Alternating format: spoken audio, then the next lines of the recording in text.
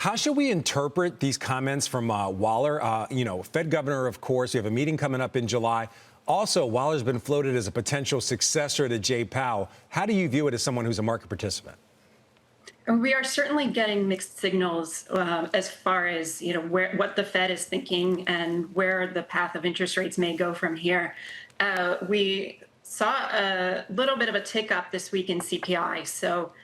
But overall, inflation has been relatively tame in spite of the tariffs. So there is some thought that we can move forward and start moving back to cutting rates.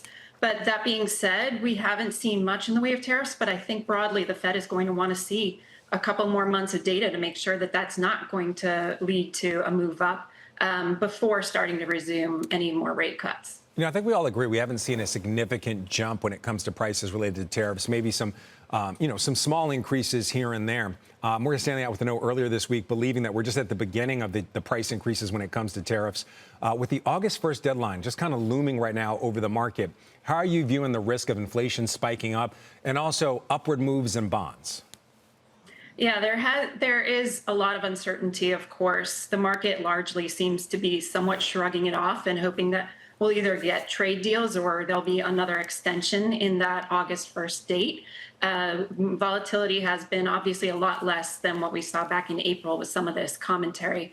Kind of looking at that and seeing what happens as we do move there, wanting to pay close attention to how things are moving forward with tariffs and trade, as well as what we're hearing in company earnings and how the existing tariffs are really factoring in to their margins, which we really haven't seen an impact thus far.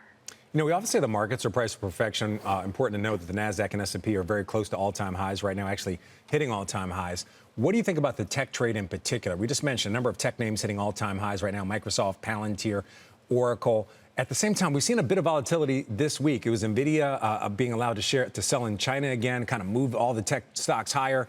Then ASML warning about growth, moved them lower. Then TSMC moving them higher. How are you viewing that trade right now and just the potential, I guess, risk when it comes to earnings that even good earnings won't be good enough, similar to what we're seeing with Netflix this morning?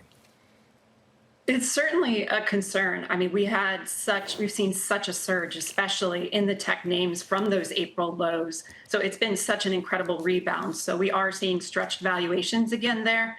And that being said, I mean, if you look at really those top 10 holdings in the S&P, there's a lot of concentration there. 30%, 38% of the index, really 32% of the earnings for the S&P over the last 12 months.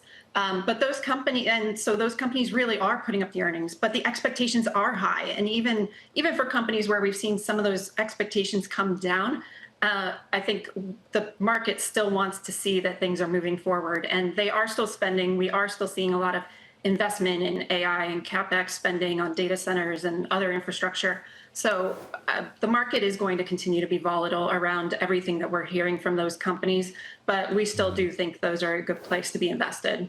All right, you're in a family office. I want to get your take on private market investments or also in investing in the alternative asset managers that could potentially benefit if more private investments are allowed in 401ks. I'm looking at Apollo's chart, up 6% this week. Ares up over 3%.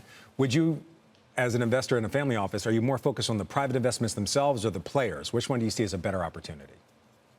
Honestly, both. I mean, the players are certainly a good investments if you want to invest in the public side, but we do believe in investing in illiquid investments across the private capital spectrum: private equity, private credit, private real estate, and other areas. There is an illiquidity premium. We have seen outperformance relative to the public markets, if you look over the long term. So there are a lot of opportunities too, as far as, if you're looking for an AI play, that there are a lot of those companies that are going to be significant players in that space are private. So you have the opportunity to get into a private equity investment and potentially get exposure that you're not able to get in the public markets.